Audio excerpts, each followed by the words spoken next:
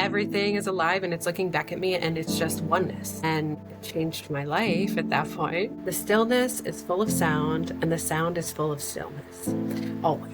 And the feeling was the most ecstatic, beautiful feeling, like the most beautiful, profound feelings of unification of sound and stillness.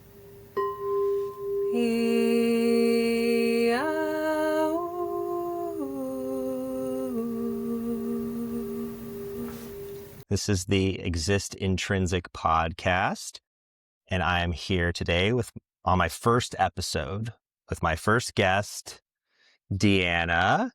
So how are you doing today, Deanna? I'm doing wonderful. Thank you. Yeah, just enjoying the day. Yeah, how about you? Yeah, it's just feeling those full moon energies ramping down, and yeah, it was pretty intense, wasn't it? Yeah, I had some interesting things come up. I can always kind of tell when it's a full moon because interesting like revelations happen or it's like some like things just open up in the day that I'm like, it's almost like things coming to a head or unexpected things happen that I'm like, oh, then you realize it's full moon and it's like, okay. Like the culmination of an experience or something I was asking for. I mean, I feel like I usually ask for like where, like just to open up spaces or to have insights, I guess, come in. And yeah, for sure. Yeah. Can you think of a specific one? Just curious. For yourself? Yeah, I'm not quite sure I'm like specifics right now, but it's just something I've noticed, and where people talk about setting those intentions, the full moon and the new moon intentions, and I've heard about that before, where the new moon becomes this place of what do you want to begin, what do you want to have for the rest of the month, and you know, so for some that might sound like really woo-woo and everything, but there's also a psychological advantage to that, where you're setting a goal for the month and also setting it like outside of yourself, and while also being led to take actions that need to be taken. And I've found when you set those intentions, you'll just suddenly feel led to do things that may feel like out of your typical routine. And then Neville Goddard talks about the bridge of incidence, where you're setting that intention and you're believing for it and you're feeling it, that it's already here. And then the universe just starts to set up these things that happen that are the bridge of incidents. It seems like an incident, but it's not a coincidence. It's incidents that one thing leads to another, and then you're just floored by the end of the month. And that's something that I want to share with people watching right now, that just set intentions for what you want. And what, the new moon's going to come up again soon for August. And we've got a really powerful one coming up with the Lionsgate portal opening up on 8/8. And so it's a really powerful time to set some intentions and just get what you want this month.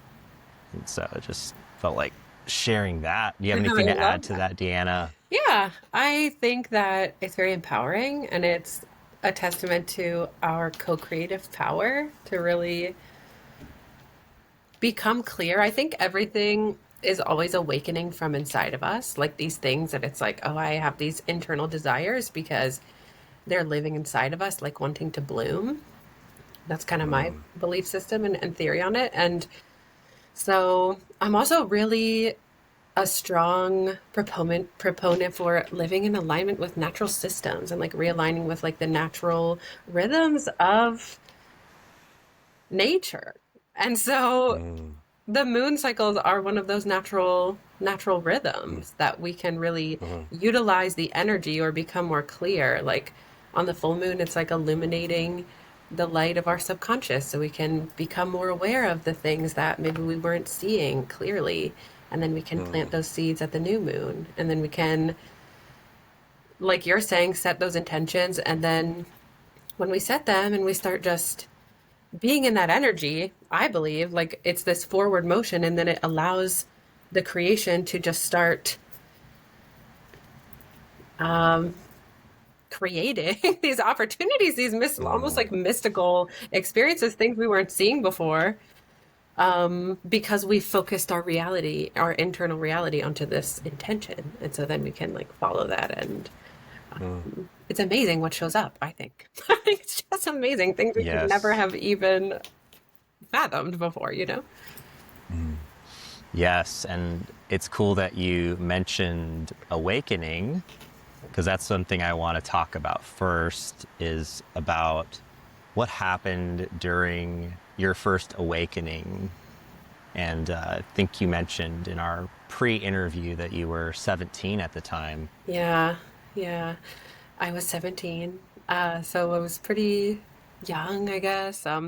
But really what happened was I feel like when I was younger, it was just a lot of not really understanding this world, like being like, I don't understand this world, and just having a lot of emotional turmoil, truly just deep suffering, if I'm being honest, of emotionally, of just really feeling like not not understanding, not feeling like there's this resonance inside that was not being like met by the outside world. Like I feel this internal, I'm sure a lot of people experience this internal, like almost like the light of my soul, but it's not being reflected back in the outside world, like in the systems and structures that existed. So it's very just frustrating, or it just caused a lot of emotional, pain. And so I remember being outside, and I was just floating in this pool, and I was really just having just a tough time at that point.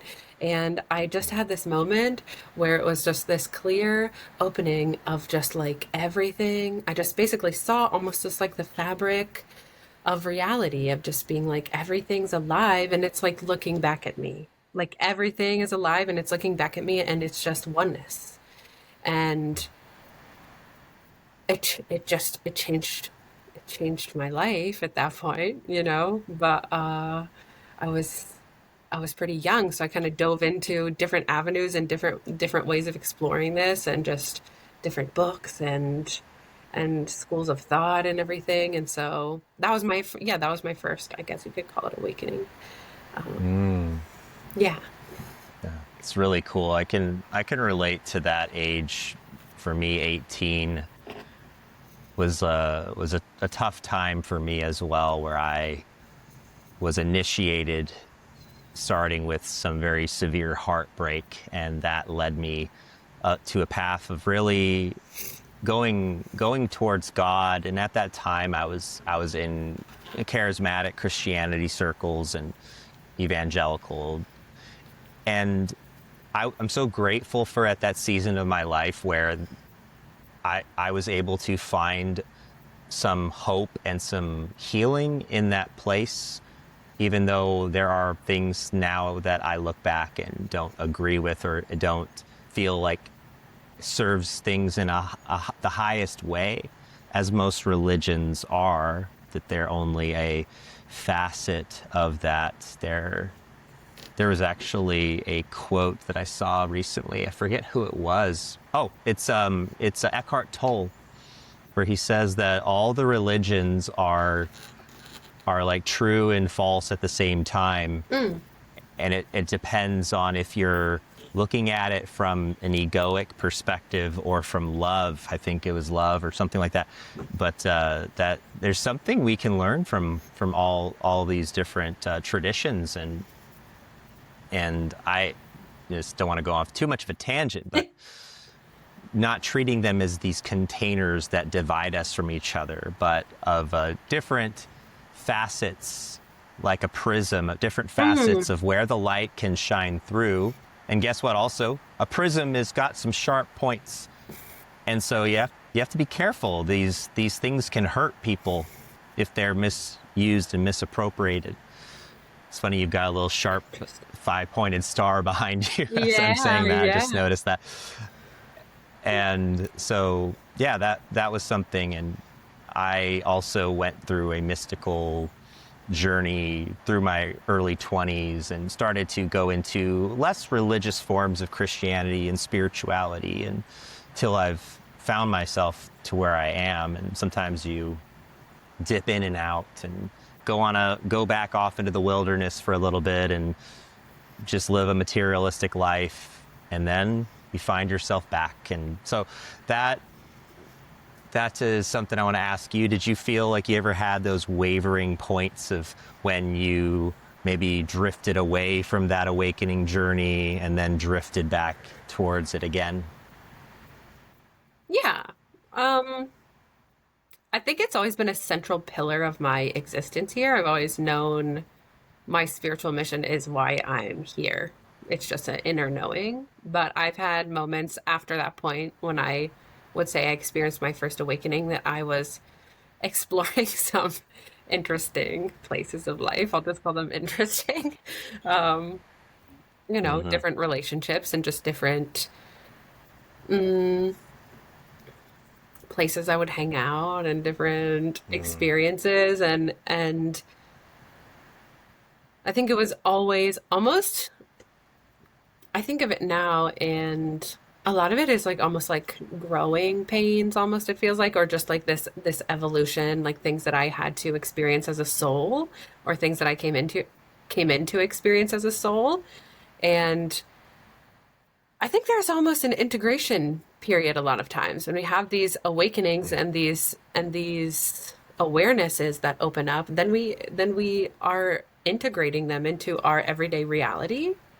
So I would say my mission has always been really clear to me that I am here for a spiritual mission, but the way that the paths that it's taken have been windy and have taken many different paths, but I always return to that. And it feels like it's becoming just more, it's almost like the light of that consciousness and that awareness is becoming more central and forefront, like in like all the parts of me that were not in alignment with that, with living that truth, had to be processed and explored almost in order for me to live in that truth now more fully, if that makes sense. Yes.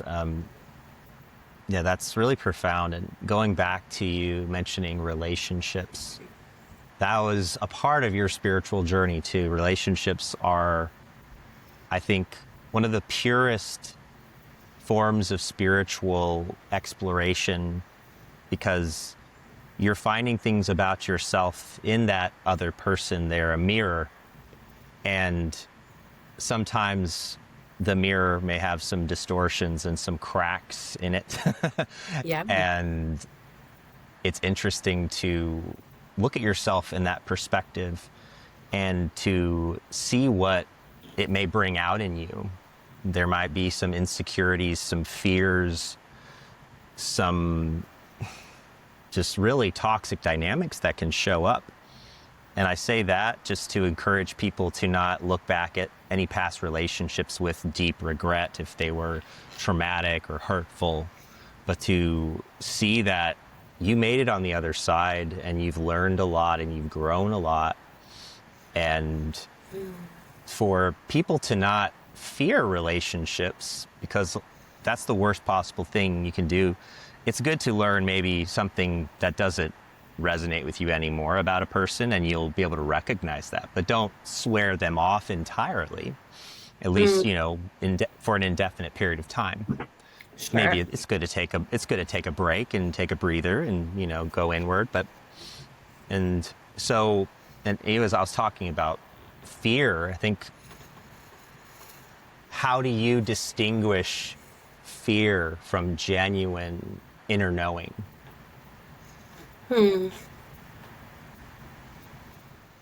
Fear to me tells, there's a few ways, I guess. Fear to me tells a lot of stories. So it's like either the past or the future coming up in the mind.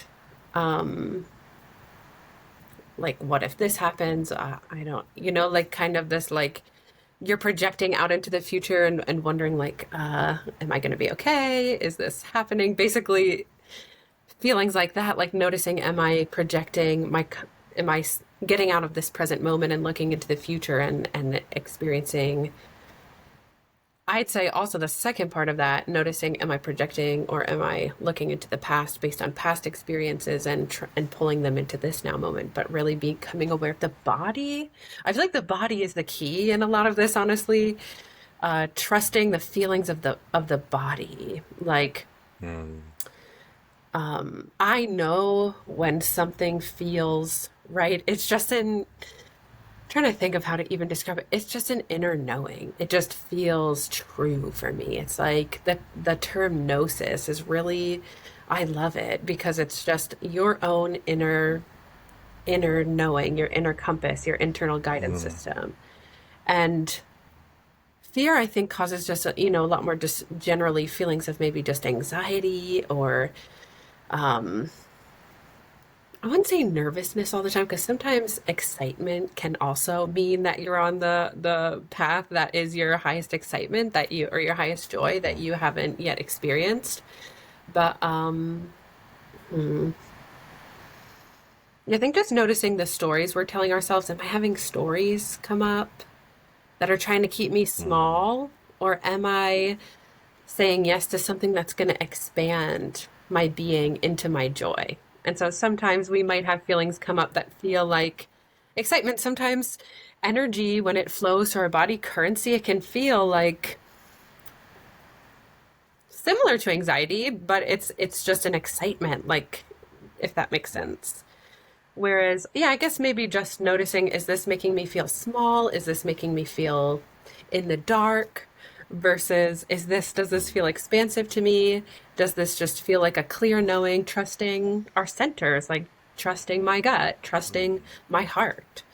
I think a lot of times in the mind, like the mental body, it will go back and forth and try to think and ponder and like wonder, is this good for me? Yada, yada, yada. But it's really like trusting the knowings that we have, really trusting our body and trusting our inner awareness, I think.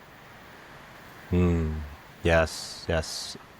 And something I was thinking about with fear, it's always seeming like a feedback loop between the past and the future, Yes. to where this happened in the past and I'm afraid this is going to happen again in the future. Yeah. And especially because I don't see anything right now in the present that is showing me evidence that I'm okay. And then that is where it's an incredible opportunity to go inward with your inner child, because it all comes from the inner child. It's just our inner children are freaking out, and we have to sit with them and say, I understand why you're afraid. Yes, that did happen, but we are not going to let this rob us of the present moment, and it's going to work out, and I am going to do everything that I can to keep us safe. And when you do that, when you speak to your inner child and make those declarations like a parent would, like I have an almost 10-year-old son, so I know those moments when he needs reassurance. And we cannot deny ourselves that reassurance, even if it seems like it's spiritual, and it might take a few times. Our inner child might be like, but what about this? What about this? What about this? You have to just keep going back. I know, I understand, you're scared. Yes, that happened. We cannot deny, we cannot gaslight ourselves. We cannot do anything that denies the feeling. We have to let the feelings rise and subside. And they subside as we give that reassurance and love to ourselves and that holding that space. Absolutely. And so I think that transitions really well into something I think that can help with that is this the eternal kiss of sound and stillness. So unpack that a little bit for us. Sure. I, about a year ago, a little over a year ago, I started being initiated in the dream time. And what that looked like was being in different dimensions, having my higher awareness talking to me really quite clearly in my dream state, and basically just receiving a lot of frequency and currency through my body, and then having that be manifest out into the physical in different ways. But what happened was, this was maybe like the third or fourth dream. The first dream started with I had these beautiful guardians talking to me, like looking like as if it was like I was in a pool of water, and they're like looking over at me, and they're like, "Do you remember why you came here?"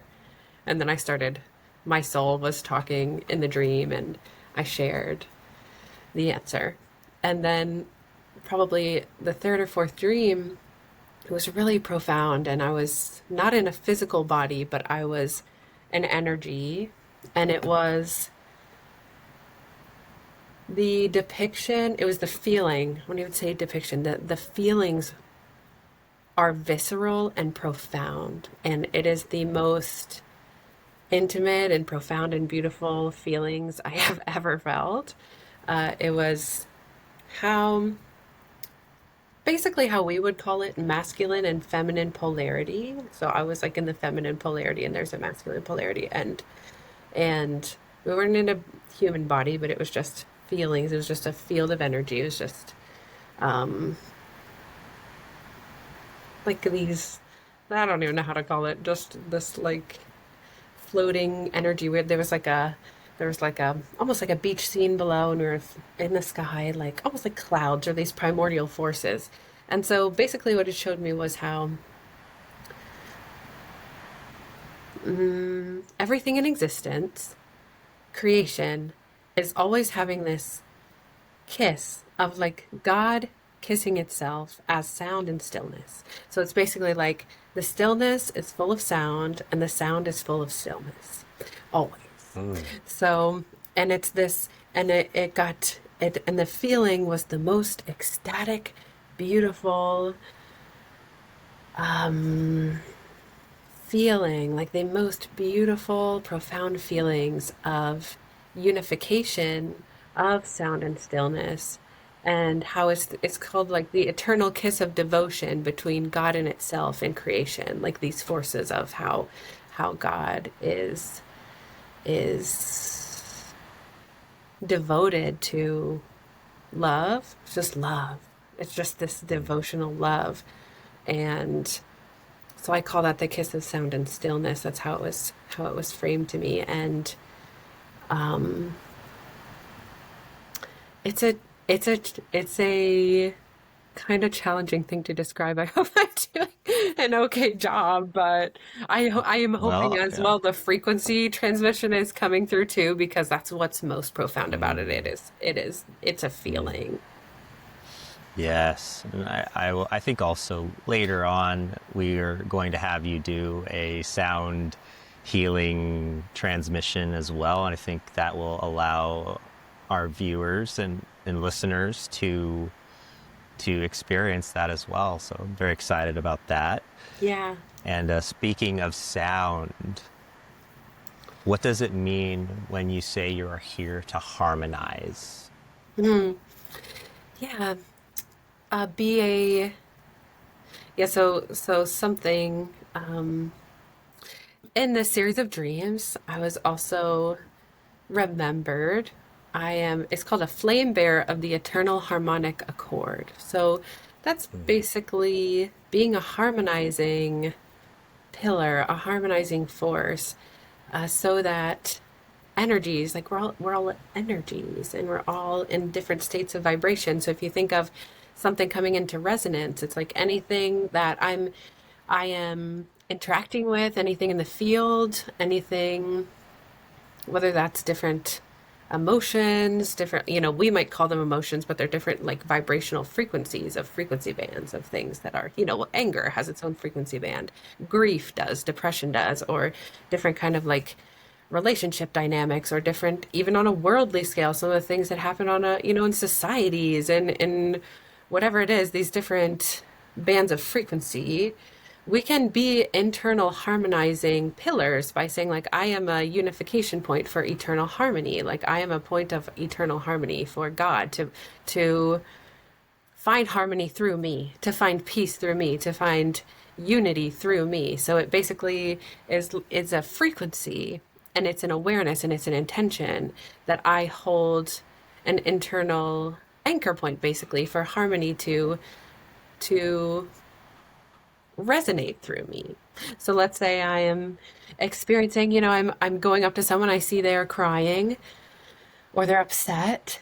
So if I'm going to harmonize, I might just go sit beside them, and I might just open up the space within me to just listen and just hold a space of love. And that is creating harmony by allowing this being to exist exactly as they are, to allow for anything that wants to come up within this being to be seen, heard, felt, and loved through my being as a witness. And that is harmonizing in unity and love.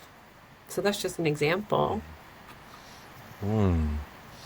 Yeah, when you're saying about the emotions being just frequency and energy, and we've all heard the saying over and over again that emotion is energy in motion. Yeah. And yeah, I've always been very sensitive to feeling an atmosphere of what seems like the sum of all emotions in a certain vicinity of where I'm present. And I know it's not just my perception of how nice the houses are or whatever. it's something, because I've been in some neighborhoods where the houses seem a little run down, but there's still this strange sense of peace, and strange based on it being beyond the appearances. But usually the correlation happens when it's energetically a heavy, low place. Typically, the buildings and the people reflect that. Sure. And that's why it's so powerful that you're recognizing, and I too recognize that as well, that we are those harmonizing pillars that sit in that place. And no matter who we're around, we can actually become an anchoring point to where we're not taking on their energy, but we are allowing it to flow through us and move through, transmute our energy. We emit the energy. It's a dominant frequency that anything else that tries to be in that presence of that frequency will align, or will just not want to be around even. Yeah. Yeah, absolutely. And that's what's so powerful. My favorite martial art, it's the least martial of all the martial arts, is Aikido, and it teaches a lot of those principles of all of the physical techniques are the absolute last resort, and it becomes more a lot of teaching of how we are connected with everyone and everything, and diffusing the conflict before it ever escalates. I love that. That's beautiful. Yeah, it was a great experience for me to be in that training for a little while, and would definitely like to continue that in some way. Yeah. And going into just how we're connected with everything. Everything is around us, and I think what is in common, what we all have in common, is spirit.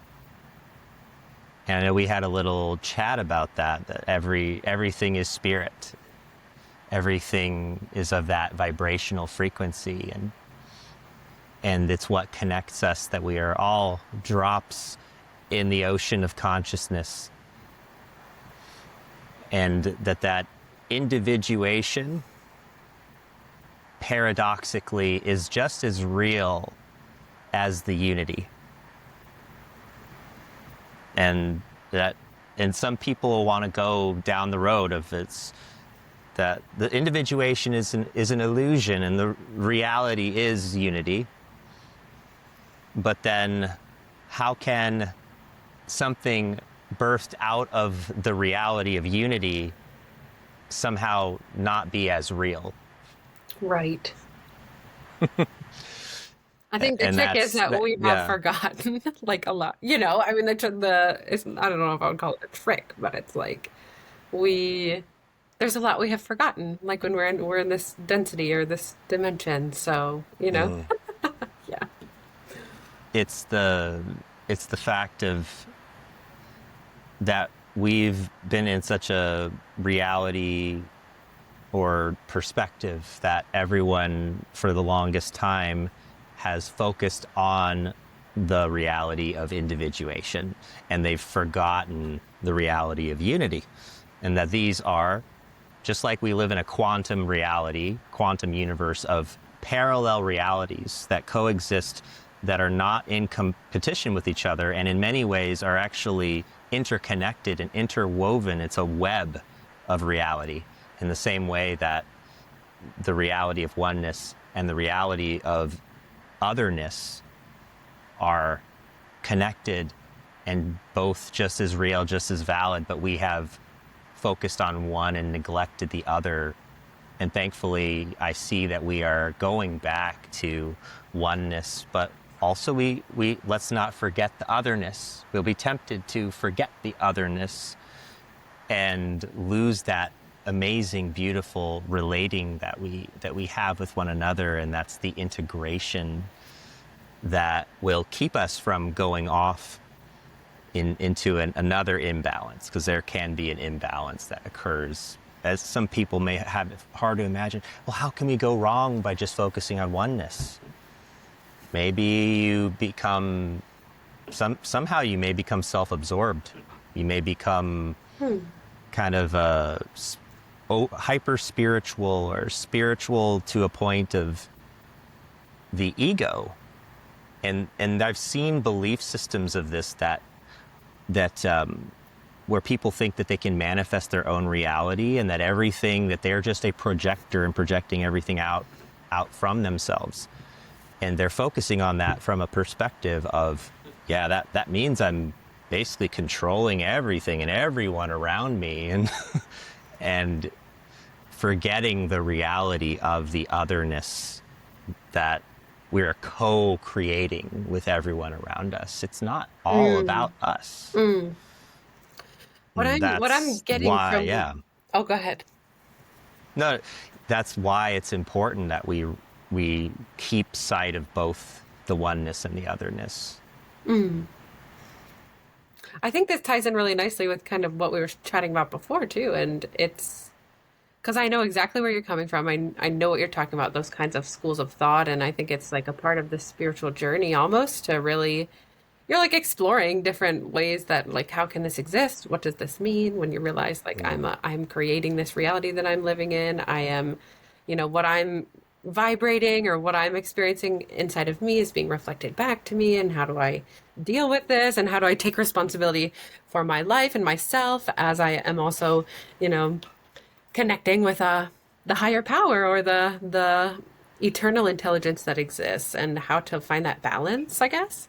And what was coming in for me right now as you were talking about that is how we can, I think it is a lot about going back internally focused. There's been so much outward focused on this world we're interacting with, which is all oneness, to me, in my because to me it all is, but also just returning back inwardly to the experience of my own consciousness. And then also returning to that balance of like finding harmony once again, like finding harmony, finding balance with the forces that are that are moving through you that maybe the human mind can't comprehend yet. Like going, it's almost like the Tao, or like uh, just accepting the present moment for what it is without fighting it. So we're finding harmony with this moment exactly as it is. And to me, that is a lot of also surrendering my will to the divine will, surrendering my will to what is God's will, because that is the unification of consciousness, and ultimately, to me, that is for the highest and best good of my soul and everyone's. And it may be, there may still be parts of me that need to let go of, the human wants and desires at times, things that I think I wanted, in order to accept and receive what is here for me and what is here for everyone, and start thinking about, or contemplating, pondering, how can I be more in alignment with the all? How can I be more in alignment with the everything, with the flow of consciousness that exists, or this eternal like unification point? How do I, just pondering and contemplating those things, I guess, finding that natural balance and harmony. That's just kind of what was coming in to me right now. Yeah, that's so great. And just letting go, talking about that, where does suffering fit into that? How do we let go of suffering and the unpleasant things that happen, and maybe the things that we weren't expecting? Yeah. I've had this really interesting experience because, as I've shared with you, I just moved. And I had so many really wonderful friends in the place I just was, but I got this really clear knowing. Earlier we were talking about knowing. I got this really clear feeling, and I had been feeling it, but it's like, I need to leave here now. I need to leave here. So I trust it, and then I moved. But the experience of leaving, moving from these people who I love and cherish dearly. I love them like just so deeply. And I was having a lot of emotions about that. I would be crying, and just, the heart is just open. Like my heart was just feeling so many things. And so some might call that like suffering or pain in some respects. But what I was doing throughout that experience was like just God, or, eternal divinity, however you call the creator, please continue just to open me to more love. Continue, may I just open, continue to open to more love. And so in that experience, I was experiencing these really deep feelings of what maybe some would call heartache, or just pain, but also at the same time love, and then having the experience of being able to just witness these feelings happen inside of me, just witnessing them. So at some points I probably looked like an insane person, because I was crying profusely, and then I just was forcing myself to start laughing just to feel joy. So I would just be laughing and crying at the same time, because I was like, this experience is a gift. This experience, this sensation, without a story of saying this means I'm sad or this is sad, just experiencing the sensation of all the feelings moving through my body, and feeling joy through all of them. To me, actually, joy is a really unifying frequency, because we can actually, what I was coming to know internally was, I can feel joy as I'm feeling all these other things. I can witness this experience in joy. So, and I have been in the experience of suffering, like as this human Deanna, in these experiences that maybe the human mind is like, like, and I find it sometimes with, like, if you notice yourself being like, this sucks or whatever, or this is really painful, just noticing how that's a story that I'm calling this experience. And what if I can just witness these things too, and notice that this is the creation happening, and how can I be the watcher? How can I be the witness? That's so good. Yeah, that I was thinking about how breath work, that laughter is the original form of breath work. Cool. The most natural, that it brings so much healing, and that laughter you were doing, even maybe if it felt a little forced, there's something that happens where it just starts to like to just flow from you and become natural and become real, and real joy starts to flow from it. Yeah. And I even remember during my time in India, there were people that would gather and do like laughing yoga or something in the park. They would all gather and just start laughing, like kind of forcing it, but then it just became more of a natural thing. Yeah. And I, you know, well, we need to bring that to the U.S. I I want think to see a so. bunch of people just randomly laughing in a park in unison. Yeah. Absolutely. There, maybe that's gonna solve all of our I problems. mean, totally. We should start. We can do online Zoom Yeah, laughing circles.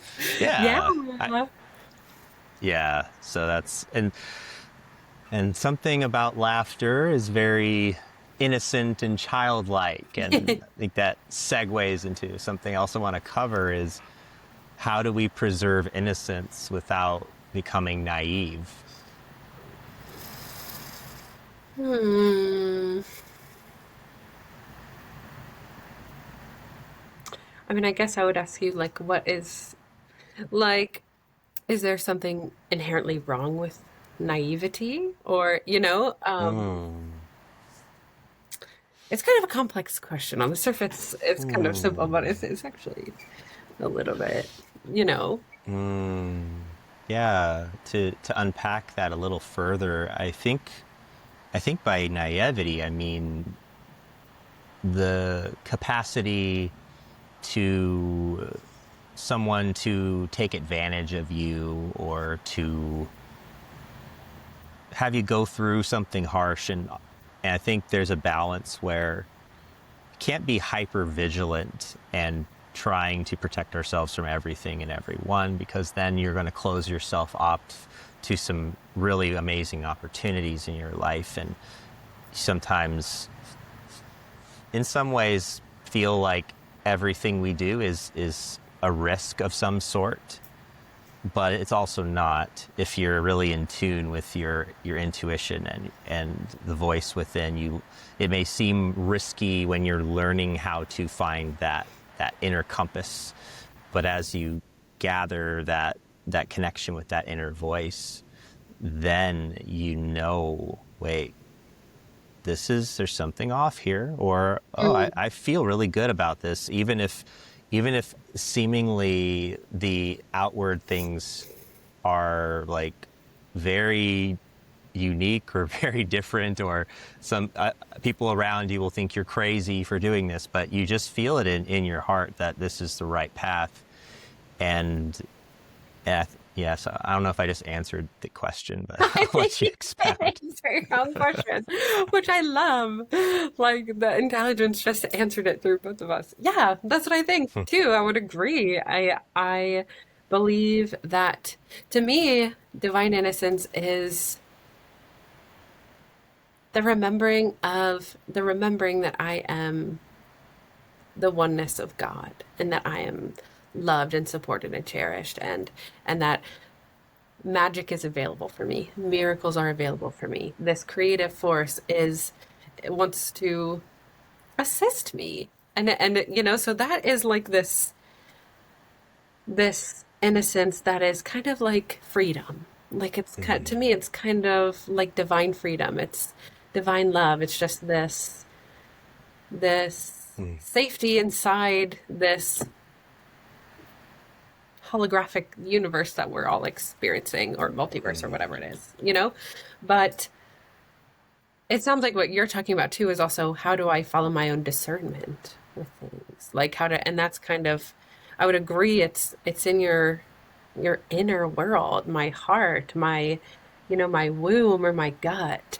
It's these inner feelings of following the inner guidance system, the inner voice that is leading us on this path. But even if we don't listen, to me, I'm like, we're still in existence. We're still, no matter what, even if, something that we would call terrible happen, to get robbed and whatever, beat up on the in an alley or something, but it's still an experience that's happening within the womb of God. It's still an experience that's happening within this creation. And so sitting with that, really sitting with that. What is outside of God?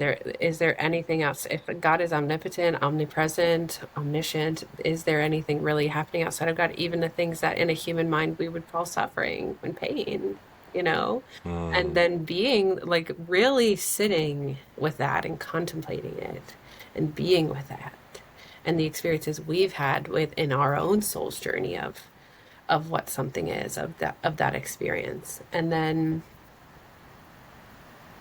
trusting. To me, it comes down to trust too. Do I Mm. trust my inner knowing? Do I trust this creation? Mm. Yeah, what I was thinking about while you were sharing was going back to watching my son at a playground, and he's playing and he's running around and going down slides and using the monkey bars, and there is going to be a moment where he's going to fall and he's going to scrape his knee and he's going to get a little hurt. But the moment that is defining for him is, how do I react when he is hurt? Do I go to meet him and say, it's okay, I trust that you've learned from that and you can keep doing that and keep going? And then I see him get up and go back, and he falls less and less and less.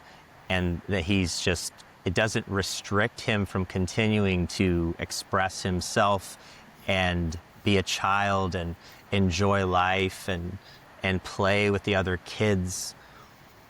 And sometimes he'll have negative experiences with the other kids, and then helping guide him and navigate him through those experiences. And he may learn to keep his distance from that other child from now on, but he's not going to stop interacting with other children and still play with other kids and be curious and open to see what interactions could occur with this new kid that just showed up. And I think the same goes for us, going back to the inner child thread of how when we have a thing in our lives that we would call suffering or a negative experience or a disappointment, how do we meet ourselves and say, there's no shame here.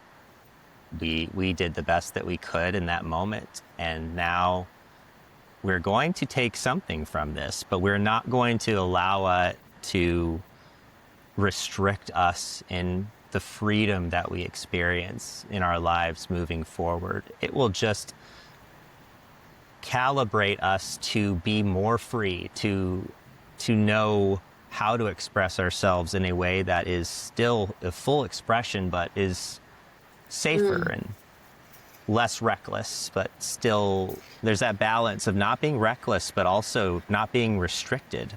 It's like you're going into that grace. That's what grace is. Yeah.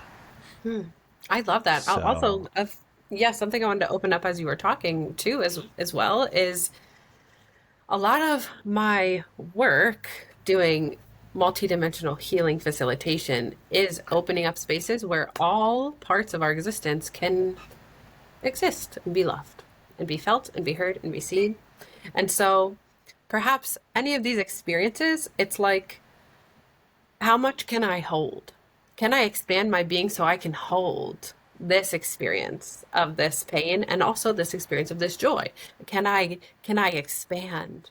How can I invite expansion into my being to allow for all of these experiences to exist simultaneously within my being, just allowing these things to occur, to be known, to be felt through me, to be loved through me, and then expand my awareness in that way, because there's many different versions of reality and many different simultaneous, timelines happening of like how a certain experience can unfold. But maybe my gift in that moment is being able to hold I fell off the playground and I hurt my knee. And how can I hold that with love? How can I allow that experience to exist within me with love now? Now I've expanded. Now I've expanded my awareness and my capacity to hold more loving awareness for these experiences, which is a gift. Yes. And so when the inner child has fallen and scraped their knee, healing can come through something like sound, like what you're talking about, and also that approach that you were mentioning earlier, that holding space for everything within ourselves and not resisting. And so back to sound, and this is going to be like our little segue into your healing session. So if anyone out there listening is feeling like they are in need of some healing or just feeling some great resonance of just that presence of the divine. Yeah, so what makes sound capable of becoming healing?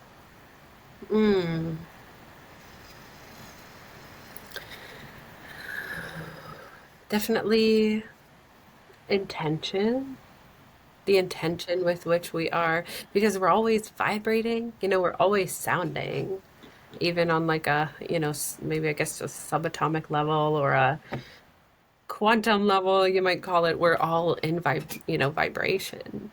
But so it's about Heart's always beating. totally our heart's beating, our blood is moving, like we have our voice, like my voice is resonating right now, your voice is resonating when we speak. So sound is always happening through us and as us. And it's really, where is my point of focus? Where is my intention? Is my intention, am I not even aware of what I'm sounding? Or can I focus my attention so that I'm focusing on love? And may this sound be love. May this sound be harmony. May this sound be unity. May this sound be peace. So it's really, to me, it's the light of our awareness, the light of our consciousness. And then being that, because we can vibrate just through breath, through being, through voice, all these things. That's great. So are you ready to transmit your healing frequency vibrations to our listeners and Yeah, our audience? of course. So I will give space for you Okay, to do that. wonderful. So I'm just going to get my singing bowl here. And so anyone out there listening, I would just invite first for us to get in touch with our breath. So you might put a hand on your heart, or you just might place a hand anywhere on your body. And let's just take a few deep breaths together. So we're just going to inhale and gently exhale. So inhaling love, loving awareness, consciousness. And exhaling. And again, beautiful, clearing, purifying breath.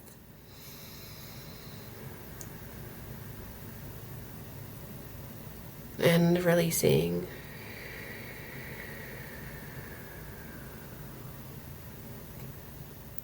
And just becoming open to receive. Letting the divine spirit, Holy Spirit, life force, however you call this beautiful, intelligent, loving energy, to just stay open. Stay open to it. It is you. It loves you. And just breathing, maybe relaxing the jaw. Let the shoulders roll down your back.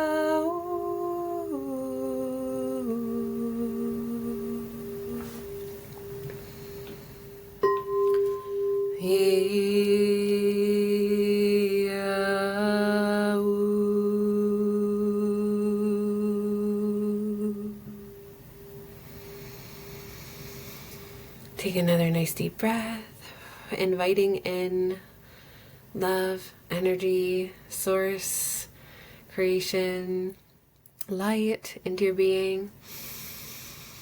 Let it relax your body.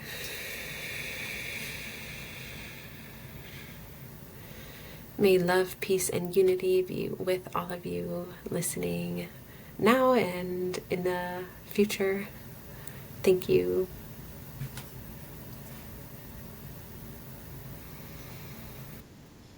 Thank you so much for that, Deanna. You're That was welcome. wonderful. I really, I know people out there that are listening and watching have felt that transmission, and that was. You feel the vibrations, you feel the resonance, and it's so great. Yay. Yes, it brings you to that feeling of just being at home within yourself, and not feeling fear, or it brings those heavy emotions just drift away. I'm so glad. And it's just, yes.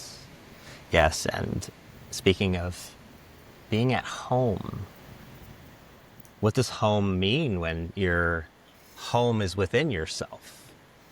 Yeah, I feel like it's a resonant frequency. I feel like it's a home is like it can be even just a home frequency. A feeling at home. Like, what does it mean if we really ponder, like, when do I feel at home? I feel safe. I feel comfortable. I feel like I can be myself. I feel like I can rest. I feel like I can take a deep breath and let it out.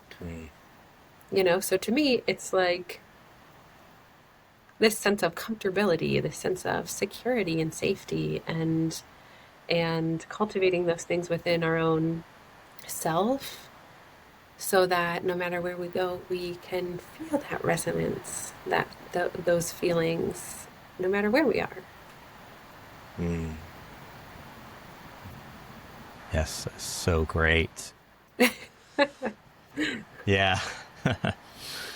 So, in closing, what do you feel humanity is being asked to remember right now? I love that question so much. To me, what humanity is being asked to remember is who we truly are. Is our I kind of think all the things that we've talked about today, like leading up to this question right here, is like culmination. It's really beautiful. Like our interconnectedness with life, the fact that we are life, the fact that we are nature, the fact that we're love, the fact that we are intelligence, and the intelligence is moving and always has moved us. The thing, you talked about earlier, like think of how long your heart has been beating. You haven't been making it beat. This beautiful intelligence, this loving intelligence has. What makes the wind blow? What makes the trees grow? It's like remembering that I'm a part of this. I'm a part of this. Remembering that I am aware, I'm having an experience. I'm one. I'm love. I am one with this creation. Mm. Yeah. What do you think? I'm curious what you think too. Well, you just said something. It made me think of an Alan Watts quote about how the same thing that's causing your heart to beat and the blood to moving through your veins is the same thing that's causing the sun to shine. that Yes. that you are shining the sun. Yes. We all are shining the sun. It's so That we beautiful. are that ball of burning hydrogen and other stuff is we're one with that amount of immense energy, that as we are Yeah. figuring out ways to capture that energy, it's enough to power everything on the planet. And that's a whole nother topic, but Yeah. Yeah. it's we live in a universe of abundance, and it's so tragic, I think, to see yet how we live in a world where people are believing the illusion of scarcity, Mm. and just Hmm. seeing this, like, it's almost as if they don't want to believe that everyone can have more than enough, Mm. that everyone is worthy just as they are to have not just their basic needs, but their wildest dreams to be realized. Mm. And why I'm here with this, with Exist Intrinsic, is to navigate that line of not falling off into trying to become a social justice warrior, and also not going off into impractical spirituality. Whereas I don't think spirituality is impractical in general, but finding how do we, if you're just focusing on the theory and the thoughts and the ideas, but you're not acting upon them, it's like someone that went to college but never got a job using what they learned. It's all Yeah. theory, but no experience, no application. And so I'm trying to find that balance between application of spirituality and healthy mindset, and the new thought movement that's occurred within the last 100 years has been an incredible catalyst that has changed so many people's lives, and yet it's still not being practiced enough. And I will even say in my own life, I'm just starting to realize the potential of what it is, and just starting to learn to trust that it works, trust that it's not some external thing. That's the thing that I had to break off from myself with my Christian upbringing. And obviously Christianity is not the only religion that looks to an outward force for permission or for, doing things, or, leading our lives. And I had to break that off, and still am because sometimes we can feel powerless or a victim to circumstance, or worse, fate. Mm. And I think it was Carl Jung that said that when you're, I'm paraphrasing this, but when you're thinking, like you're allowing the unconscious to just run wild and do things, then you're just going to look at life and everything that happens and you're going to call it fate. But I think he said when the unconscious becomes conscious, the subconscious becomes conscious, it's like a coherence, a unification, that the subconscious mind is the builder and the conscious mind is the architect. And what we focus on with our conscious mind will build with our subconscious mind, and that subconscious is also, I believe, it is the thing of us that is the part of us that is so deeply connected to the universe and the divine and what is manifesting things in our lives. And also, that doesn't mean you have to freak out and think, oh, I'm ruining my life with my bad beliefs. And well, first off, you can change your beliefs. You're not stuck with your bad beliefs. And if you have a bad thought that pops up, then it's, first off, good job for recognizing that you've had a bad thought pop up. Secondly, what are you going to do now that you recognize that you have a thought that is less than desirable of what you want? Then maybe if it's something that doesn't feel right, then what's the opposite? And these are all very practical things that I'm sure many listeners have heard. But there's a point when we just do it, just step out, just take little steps.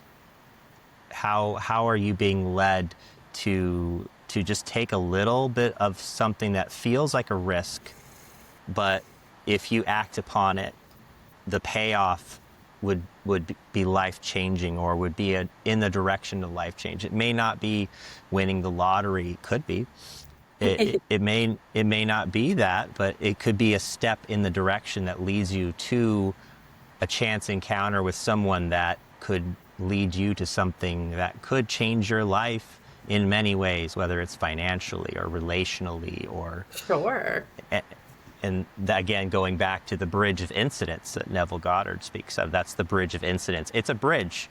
And a bridge, you don't just leap over a bridge, you walk it step by step, and to get to the other side of what you are desiring. Yeah, I love that.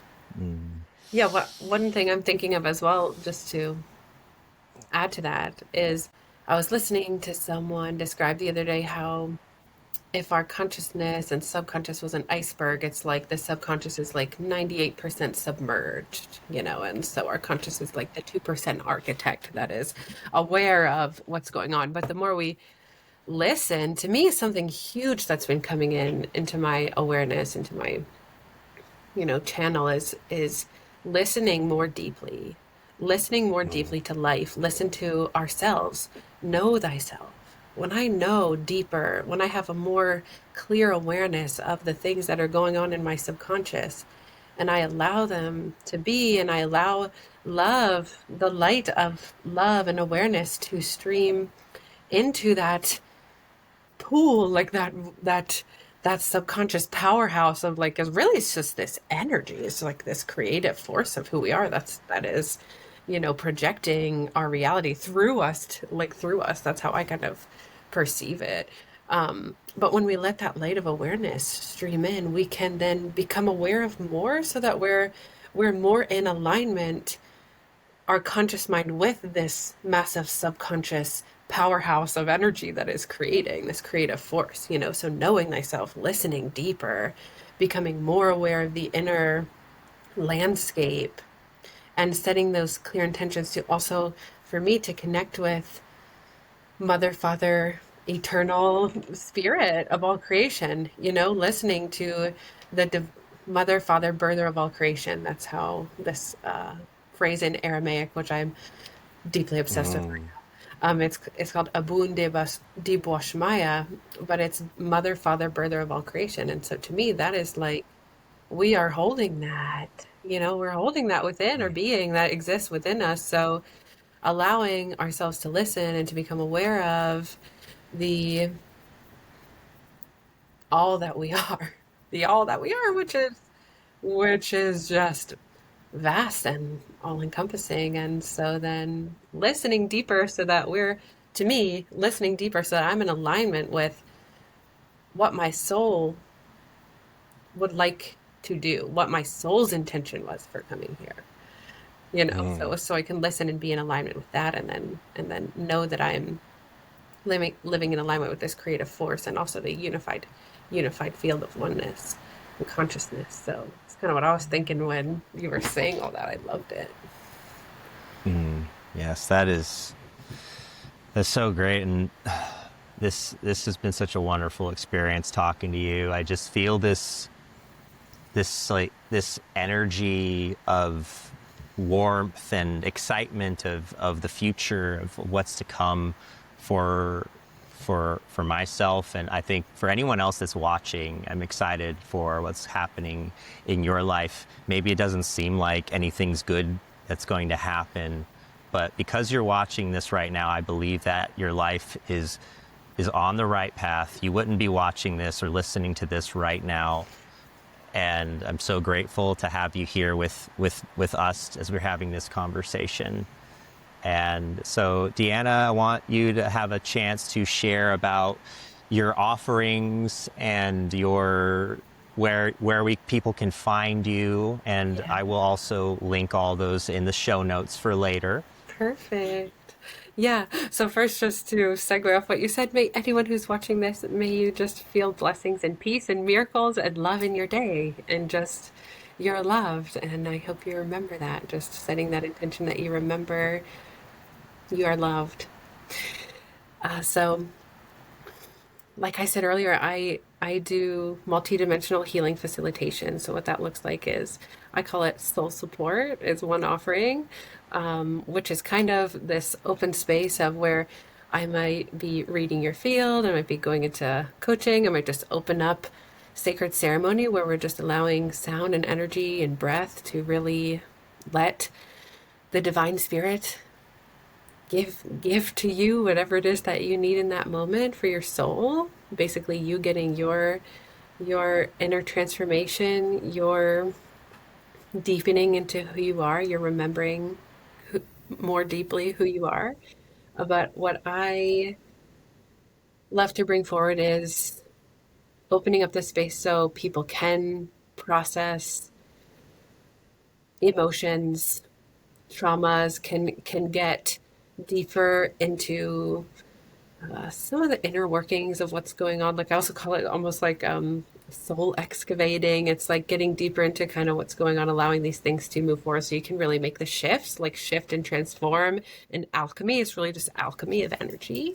So that's soul support. That's one type of ceremony. But I also offer just hands-on energy healing. That's also can be from a distance. And I read fields of energy. I read soul streams. So just opening up the space, just really listening deeply to people's bodies, their energy fields, to any guardians and guides that are, wanting to speak, or higher streams of consciousness that want to stream through. I offer that, and sound. Sound is really powerful. Then I also get into different types of ceremonies. I offer a rose tea ceremony, which is so beautiful. And the rose tea, the rose is the highest frequency flower, and it is a medicine that is profound and really assists in allowing people to return home to the love within themselves. It's a really beautiful teacher of the unification of polarity, like what I was talking earlier about the sound and stillness.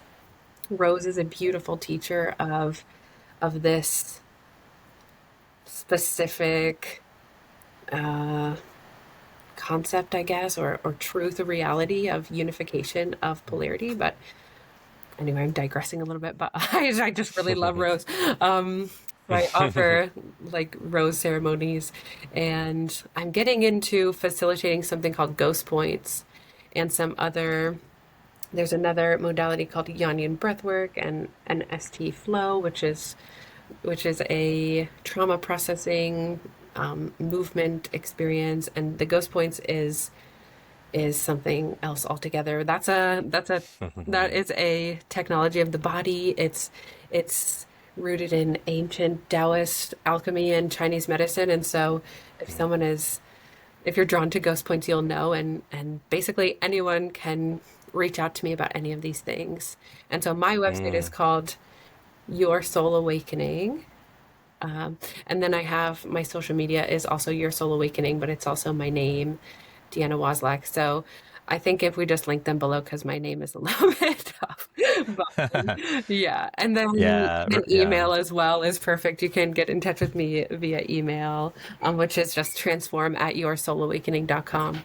So yeah, yeah. Awesome. Awesome. Thank you so much, Deanna. This has Thank been you.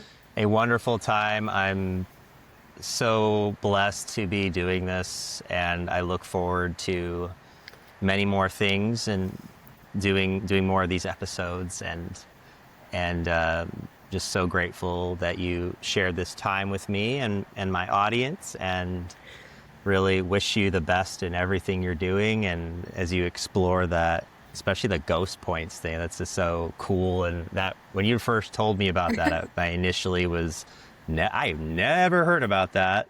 Yeah, yeah, So it's yeah. really cool. Yeah, it's amazing. Yeah. And yeah, it was kept hidden pretty much for quite a long time because it's really powerful. So now Mm, it's returning to the planet in a bigger way. So anyway, thank you so much. I want to yeah. say thank you to you. Thank you for this space and for really just being a wonderful host and so thoughtful and kind. And I'm really grateful to be here and to share our beautiful energy with anyone who's watching. Yes. Yes. Thank you so much, Deanna. And Yeah. again, all those links and will be in the description, show notes, wherever you're listening or watching right now. And I just want to remind everyone to go inward and live, just live life for the sake of living. That's what Exist Intrinsic is about.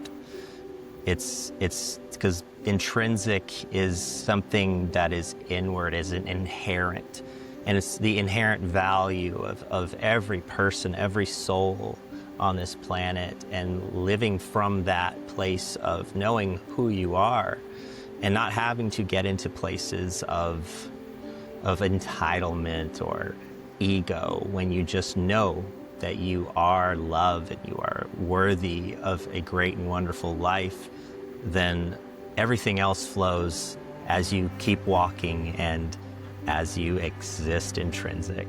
So I love you that. all have a wonderful day, and I look forward to having you again next time.